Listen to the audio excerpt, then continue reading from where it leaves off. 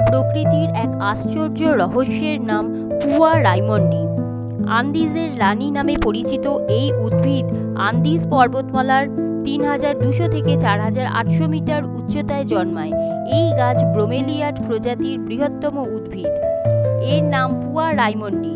এই গাছ ৮০ থেকে ১৫০ বছর পর্যন্ত প্রায় বাঁচে।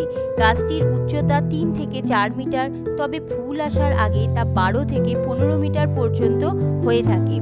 পুরো জীবনকালে একবারই মাত্র এতে ফুল ফোটে, অর্থাৎ যে গাছটি প্রায় ১০০ বছর জীবিত থাকে, ১০০ বছরে একবারই সেই গাছে ফুল হবে।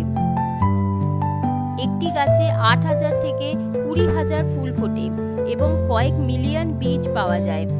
ফুল ফোটার টাইমটা কয়েক মাস স্থায়ী হলেও এরপর ওই গাছটি কিন্তু আর বেঁচে থাকে না। দুঃখের কথা, বিরল প্রজাতির এই উদ্ভিদটি বর্তমানে বিপন্ন প্রজাতির উদ্ভিদের তালিকায় স্থান পেয়েছে।